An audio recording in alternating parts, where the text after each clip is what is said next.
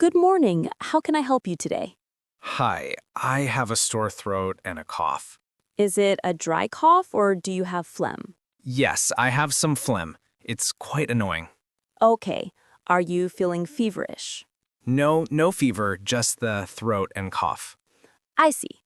I recommend this syrup for the cough and some lozenges for your throat.